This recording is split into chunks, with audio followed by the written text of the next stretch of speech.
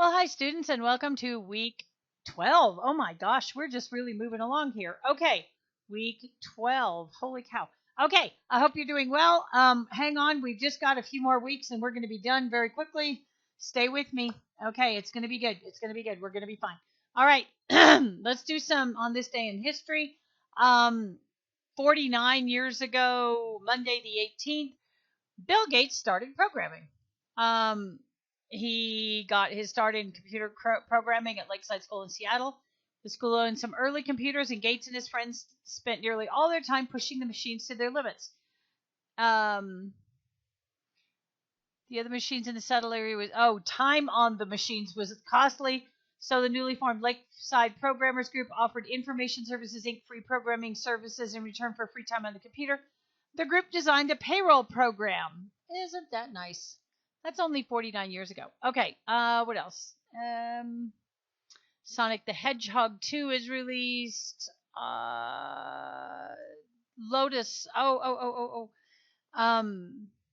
on. Ray Ozzie, who designed Lotus Notes office management software for Lotus development, was born in 1955. Holy cow, what a baby.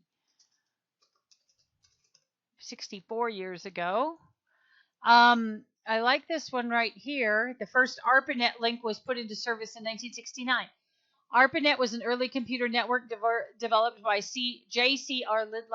Licklider, Robert Taylor, and other researchers for DARPA. We talked about that, I think, last week. It connected a computer at UCLA with a computer at the Stanford Research Institute in Menlo Park in California. In 1973, the government commissioned Vincent Cerf and Robert E. Kahn to create a national computer network for military, governmental, and institutional use. It used packet switching, flow control, and fault tolerance techniques. They consider this worldwide network to be the origin of the network, of the internet.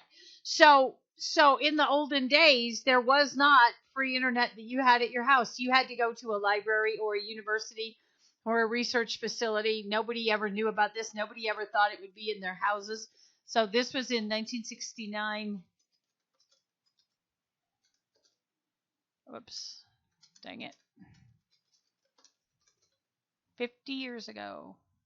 That's the first sign of the internet. Xbox 360 was released. Business Weekly.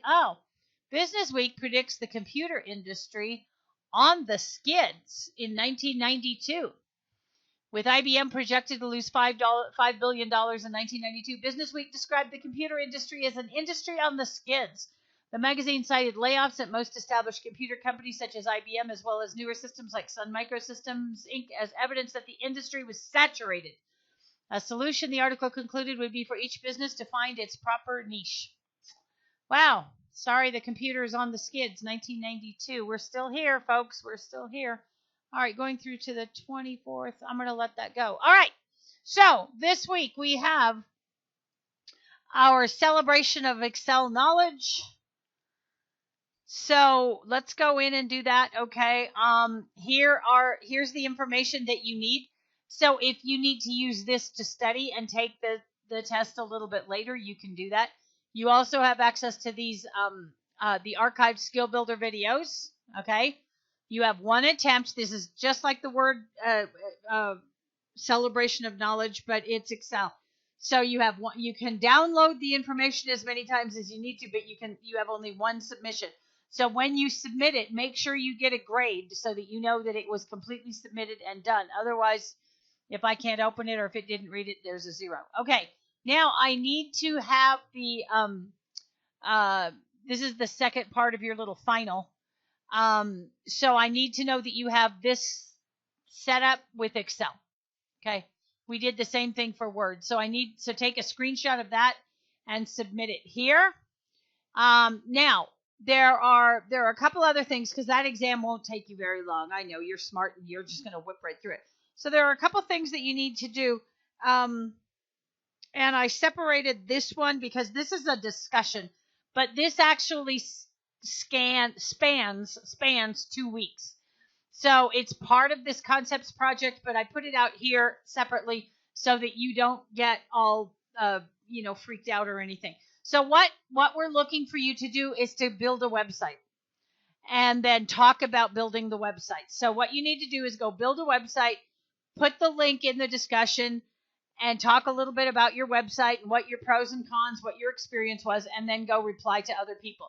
So you will go up here to post, but here's how to create a stunning website with Wix. So it's wix.com. There are some website builders in this article. Here are some do's and don'ts of web design and an article about effective web design. So get involved in this and then create a website on Wix and then post you can design it with fiction or nonfiction information. Just keep it professional, keep it clean, nothing dark, nothing provocative. Just, some people use it for their wedding photos or baby pictures, whatever you want to do, something flowers, I don't care. Okay, paste the URL to your website in this discussion. Share your experience with building the website. What did you find challenging? What did you find enjoyable? And review at least 2 other people. Okay. All right. So the rest of this concepts project, this is part of it, but the rest of it, this part is due this week, whereas that website you have until the end of next week. All right. So now, here we go. So there are some things about, anytime you become a user or a consumer, you have certain responsibility.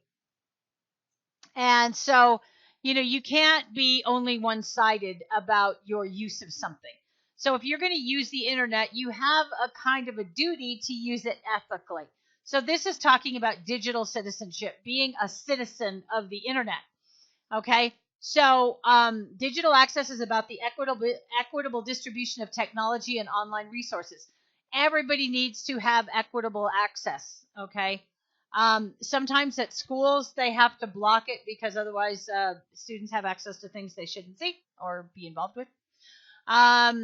Data commerce. So if you're doing commerce, if you're selling on eBay, if you're selling on Poshmark, or if you're buying, okay, then like I buy on eBay, I buy on Amazon, and I have every right as a consumer to expect that what I order is what I received, that I got a full price, that they took only the money that they said they would, and that I have the responsibility that if I say I'm going to buy it and that I order it, that I pay for it, and that I don't just take it and then give them a really bad review or something like that, that you're really ethical, that you, on both sides, the seller sells what they said they would for a fair price and doesn't cheat the consumer, and the consumer pays when they're supposed to and gives good feedback and doesn't leave them hanging. So that's what that means. Communication and collaboration is the electronic exchange of information. We've talked about etiquette and netiquette, and that's part of it. Don't start things. Don't cause trouble. Don't be a rabble rouser or anything like that. Digital etiquette, digital fluency, understanding technology and its use, health and welfare. So refers to the physical and psychological well-being of being in a digital world. Okay, there we go. So yes, there is absolutely nothing wrong with using the computer, using your iPad, your iPhone, your tablet, whatever your digital device is. Put it down once in a while. Go outside, breathe fresh air, take a walk. What is that commercial where the kid is sitting there on the computer and he calls his elderly grandmother who's in the same house to bring him some more food? And he's a kind of a chunky little kid, and he makes his elderly grandmother go answer the phone, and then he wants her to bring him more food while he sits and plays games. Put the device down. Talk to people. Read to the blind. Do something charitable. Rock a baby in the hospital. Carry on conversations. Clean your house. Clean out your sock and underwear drawer. Go outside. Exercise. Don't be caught up in don't go to the dark side of using the internet. Okay, be responsible. Don't do something that you saw on TV that is a negative, kind of thing.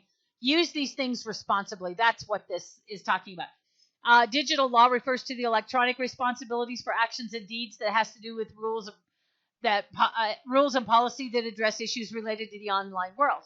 So the laws cannot keep up to the technology. It takes forever to pass a law. But that doesn't mean that just because it's not a law, someone has the right to go and do something. Well, there's no law against it. No, certain things are ethical and moral, and certain things aren't. So be responsible for your actions. Be sure that digital rights and responsibilities extend to everyone in the world. There are plenty of countries that don't have what we have. And then security and privacy, and that's a big one right now. So make sure you read this article. That's what that's talking about. So, the checklist. Where's the checklist? Who moved the checklist? Oh, it's right here. So there's a checklist right here. You're going to download it and answer it, but you don't have to submit it. You have to talk about it up here. Okay. So open the digital skills checklist. Okay.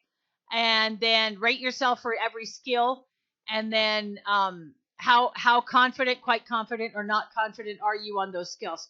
And then once you've completed that and these 3 things right here, answer the following questions, and that's part of a discussion. Okay. Then video quiz. You're used to that. Video quiz. That's it. Okay. And then I'm really interested in knowing what you learned this week, because there's a lot of stuff. So what did you learn from the lessons? What did you learn from life? What is going on? So make sure you do that. There are some other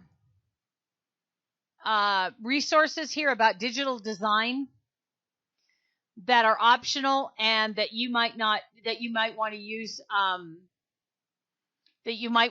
as part of this kind of thing here. This is just optional.